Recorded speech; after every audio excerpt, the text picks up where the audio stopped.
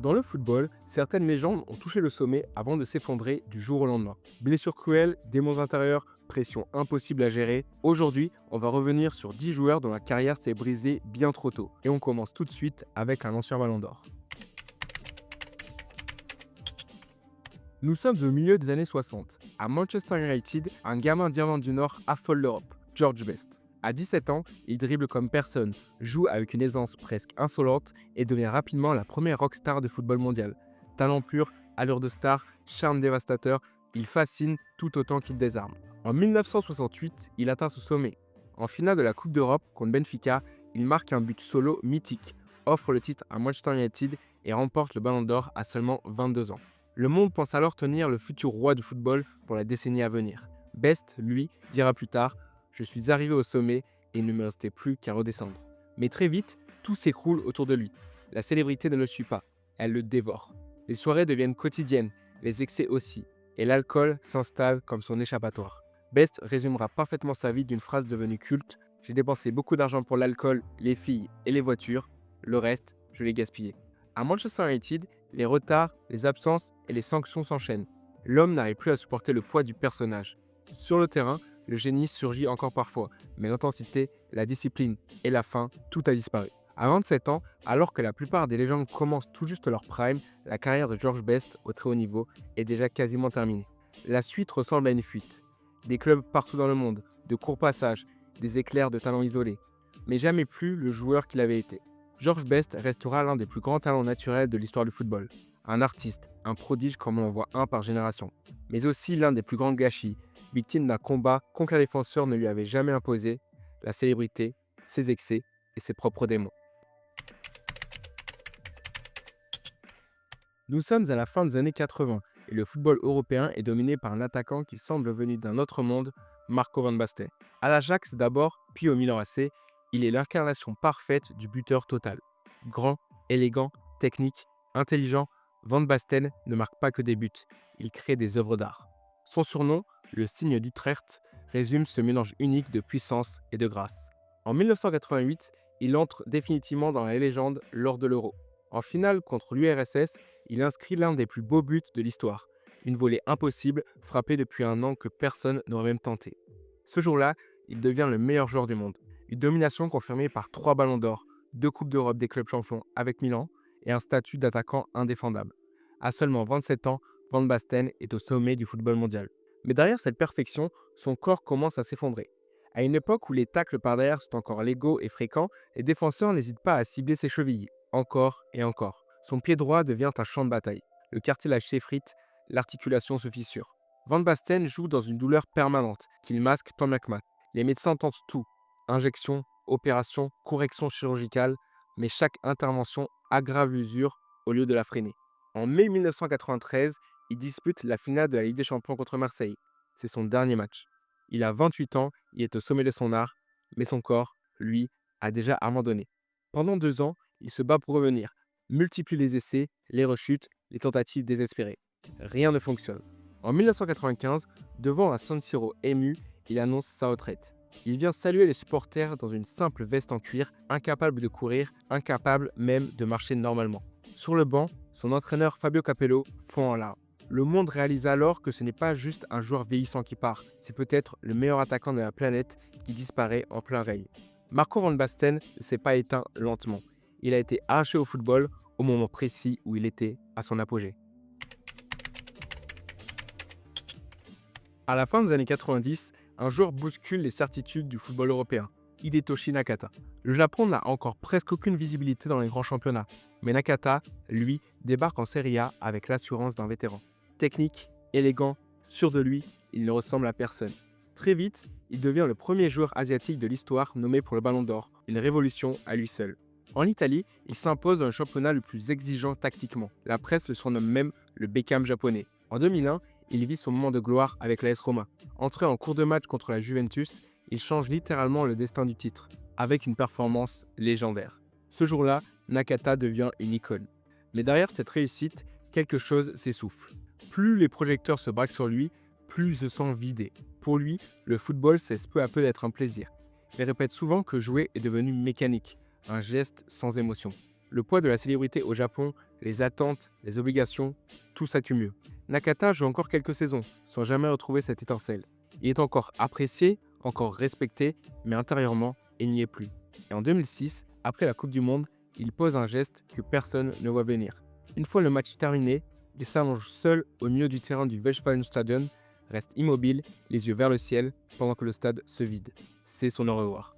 Quelques jours plus tard, il annonce sa retraite à seulement 29 ans. Il part parce qu'il n'a plus envie.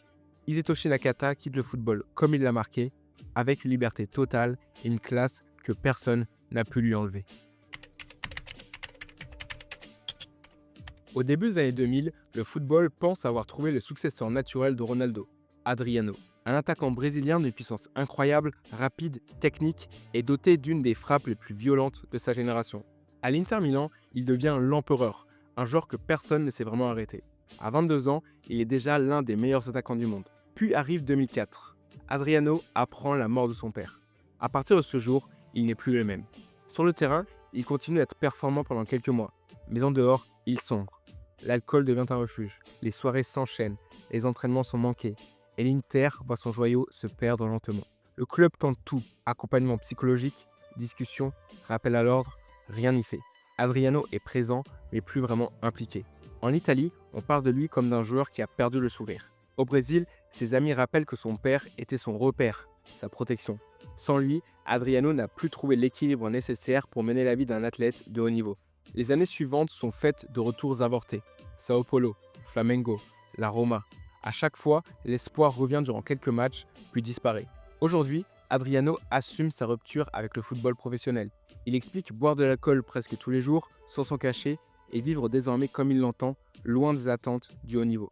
Sa carrière n'a pas été détruite par un manque de talent, elle a été brisée par une douleur personnelle trop lourde que personne n'a su apaiser. Au début des années 2000, Fernando Torres est le symbole de l'Atlético Madrid. El Niño, le gamin du club, celui qui porte l'équipe et la ville avant même d'avoir 20 ans. Il marque, il crée des différences, il incarne l'avenir du football espagnol. Mais c'est à Liverpool qu'il devient une véritable superstar. Entre 2007 et 2010, Torres est l'un des meilleurs neufs du monde. Ses appels sont parfaits, sa vitesse fait la différence en un pas et sa finition est chirurgicale. Son match contre le Real Madrid en 2009, où il domine leurs défenseurs du début à la fin, reste une référence. En janvier 2011, Chelsea décide de casser le marché pour le recruter. Le club paye 58,5 millions d'euros, un montant alors record pour un club anglais lors d'un mercato hivernal. C'est même le 4e transfert le plus cher de l'histoire au moment où il signe. Mais Torres arrive blessé. Une gêne au genou déjà opérée lui a fait perdre une partie de son explosivité. Et pour un attaquant dont tout repose sur la vitesse et la rupture, c'est un handicap immense. Les premiers matchs le confirment. Il accélère moins vite, ses contrôles sont moins précis et ses duels plus compliqués. Puis survient l'action qui marque sa bascule. Un face-à-face manqué contre Manchester United devant un but vide. L'image fait le tour du monde. Dès lors, chaque erreur devient un sujet de débat, chaque match devient un examen. Psychologiquement, il s'enfonce. Physiquement, il ne retrouve jamais le niveau de Liverpool. Il marque encore quelques buts importants. Un contre Barcelone en 2012, un autre en finale de Ligue Europa contre Benfica. Mais ce sont des moments isolés, pas un retour au premier plan. La suite de sa carrière se déroule entre haut et bas. Un passage à Milan, un retour à l'Atlético, puis un dernier chapitre au Japon. Correct, respectable, mais très loin du joueur qu'il avait été. La réalité est simple. Chelsea n'a jamais eu le Torres de Liverpool. Une blessure au genou avait déjà commencé à changer son jeu et la pression d'un transfert record a fait le reste. Au Real Madrid, Rubén de la Red fait partie de ces milieux que le club imagine déjà installés pour 10 ans. Formé à La Fabrica, il se distingue par sa qualité technique, sa vision du jeu et son intelligence dans les transitions. Pas le joueur le plus médiatique, mais l'un des plus fiables de sa génération. En 2007, il est prêté à Getafe. C'est là qu'il explose réellement. Régularité, buts importants, leadership discret mais évident. Le Real Madrid décide alors de le récupérer. À 23 ans, il revient au Bernabéu avec un statut clair, celui d'un futur titulaire. L'année 2008 confirme cette progression. Luis Aragonés l'appelle même pour l'Euro. Il marque un superbe but contre la Grèce et participe au premier titre majeur d'une Espagne qui va dominer le football mondial. Tout indique qu'il s'apprête à franchir un cap. Mais quelques mois plus tard, tout s'interrompt. Lors d'un match de Coupe du Roi contre le Real Union, De la Red s'écroule soudainement, sans contact, en revenant en trottinant vers son poste. Un malaise brutal, incompréhensible. Il reprend conscience quelques instants après, mais l'inquiétude est déjà immense. Les examens sont sans ambiguïté. il souffre d'une anomalie cardiaque chronique, une pathologie rare, invisible, mais incompatible avec les efforts intenses du football professionnel. Le Real Madrid sollicite plusieurs spécialistes, mais tous arrivent à la même conclusion. Jouer représente un risque réel pour sa santé. De la Red passe alors près de 2 ans entre tests médicaux, tentatives d'adaptation et espoir de retour. Mais son cœur ne supporte pas la charge nécessaire au football de haut niveau. À 25 ans, il annonce sa retraite. Rubén de la Red reste l'un des arrêts les plus brutaux et les plus incompris de son époque. Un joueur en pleine ascension, stoppé sans prévenir à un moment où tout semblait enfin s'ouvrir pour lui. Au début des années 2000, Owen Hargreaves s'impose très tôt au Bayern Munich. Polyvalent, discipliné, capable de presser, défendre et organiser le jeu, il devient rapidement un joueur essentiel. En 2001, à seulement 20 ans, il remporte la Ligue des Champions et confirme qu'il a le niveau pour durer parmi les meilleurs. En 2007, Manchester United le recrute pour renforcer son milieu. Sa première saison est excellente. Un coup franc décisif contre Arsenal, un rôle important dans la conquête de la Ligue des Champions et l'impression que le club a trouvé un cadre pour plusieurs années. Mais derrière cette réussite, un problème commence à tout bloquer. Une tendinite rotulienne chronique aux 2 genoux. L'une des blessures les plus difficiles à traiter pour un joueur qui doit répéter les courses, les accélérations et les changements d'appui. La douleur devient permanente, les opérations se succèdent et les rechutes aussi. En 2010, après plus d'1 an d'absence, il tente un retour. Il est titulaire contre Wolverhampton et demande à sortir au bout de 5 minutes. Ses genoux ne supportent plus l'effort. Un dernier essai à Manchester City ne change rien. Son corps ne tient plus. Il prend sa retraite à 31 ans, bien trop tôt pour un joueur de ce niveau. Au début des années 2000, Andy van der Meijde sort du centre de formation de l'Ajax avec l'étiquette de futur grand ailier néerlandais. Rapide, technique, imprévisible, il brille en Ligue des Champions, notamment lors de la campagne 2002 où il marque contre la Roma et se révèle aux yeux de l'Europe. Son potentiel est évident et l'Inter Milan décide de le recruter pour dynamiser son attaque. Mais en Italie, il ne parvient jamais à s'imposer. L'adaptation est difficile, les blessures s'accumulent et même si son talent apparaît par moments, il ne trouve pas la stabilité nécessaire pour s'installer dans l'équipe. Malgré cela, Everton décide de tenter le pari, convaincu qu'un changement d'environnement pourrait relancer sa carrière. Sauf que l'inverse se produit, tout s'effondre. À Everton, les blessures deviennent récurrentes, l'empêchant de trouver du rythme. Et à mesure que son temps de jeu diminue, sa vie personnelle dérape. L'alcool devient une échappatoire, les soirées s'enchaînent et il s'isole de plus en plus. Son mariage se détériore, il lutte contre la dépression et le football passe au second plan. Les entraîneurs tentent de lui parler, mais ses absences, ses retards et ses problèmes de discipline se multiplient. David Moyes ne parvient plus à le gérer. Van der Meijde joue 20 matchs en 5 ans avec Everton. À ce moment-là, son potentiel n'est plus qu'un souvenir.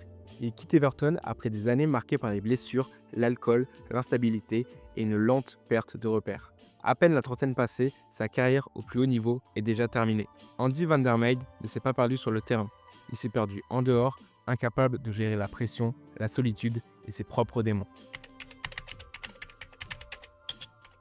Au début des années 2000, Antonio Cassano est considéré comme l'un des plus grands talents offensifs que l'Italie ait produit depuis des décennies. À 17 ans, il marque un but exceptionnel contre l'Inter Milan. Contrôle parfait sur longue balle, accélération, finition froide.